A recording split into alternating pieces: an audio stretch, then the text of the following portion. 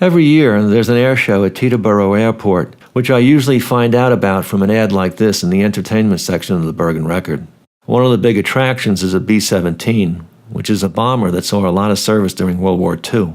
If you want to, you can actually get a ride on it, which is something I've been wanting to do for a long time, but just never got around to. This year, I was determined that it would be different.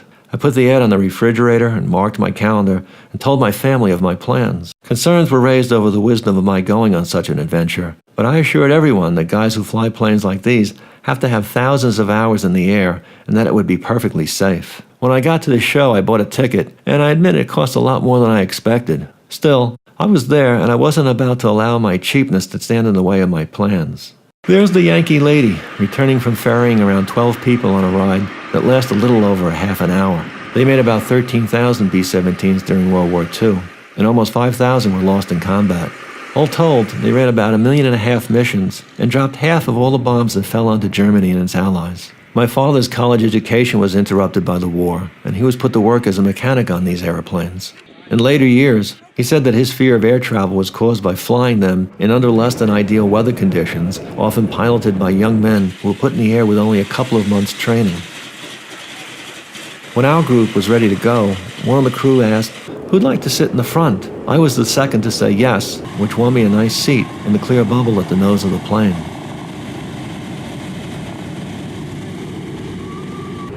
We taxied out and waited for the corporate jets to go off before us, which meant sitting on the tarmac for nearly half an hour. On a sunny day, and it was sunny, it can get very hot in the nose of a B-17.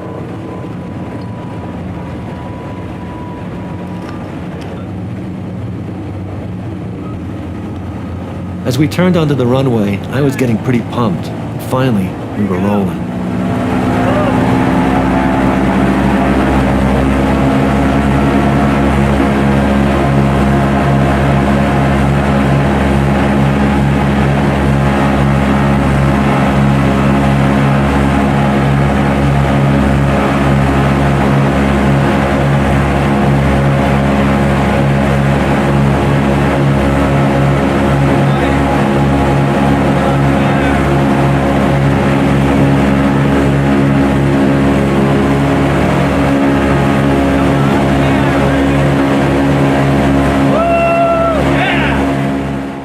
I guess I was pretty pumped.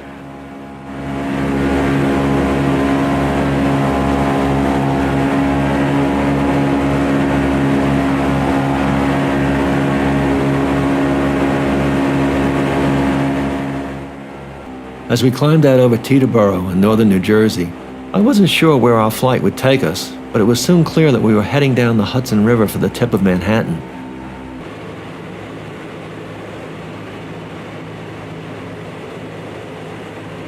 There's Midtown, and the lens on my GoPro make the propellers look like they're made out of rubber.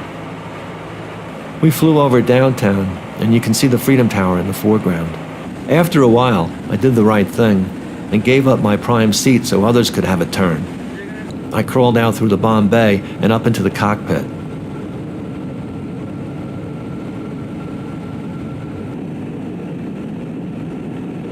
This is taken through an opening in the center top of the aircraft.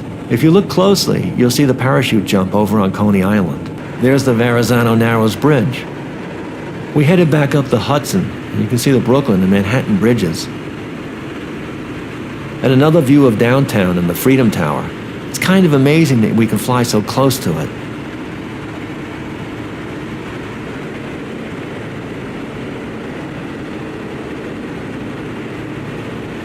We flew back past the Empire State Building in Midtown again.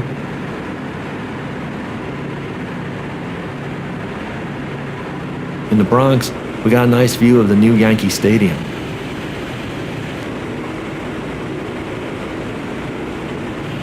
Further on, the Upper Hudson.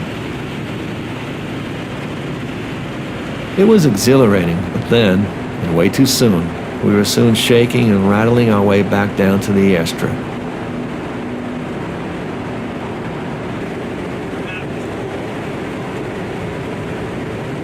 Before we took off, another passenger announced that he wanted to dedicate our flight to his father, who had flown B-17s during the war. It so happened that it was the day before Father's Day, And for him, this trip was about something more than just the thrill of a ride. As we taxied back to the hangar, I had to admit that I felt something special about being on the same kind of plane my father flew in and worked on so many years before. I imagined him as a young man, looking out the same small window that I'd peered through, hearing the roar of the engines and getting jarred and bounced around like I had. I guess I was doing a little posthumous bonding myself, which was probably why I was on the plane in the first place. I just hadn't realized it until then. But, you know, he was one of the lucky guys. He flew sort of without a scratch, and I just want to dedicate this flight to him. Hey, Dave, Yeah. we'll run behind schedule. Yeah.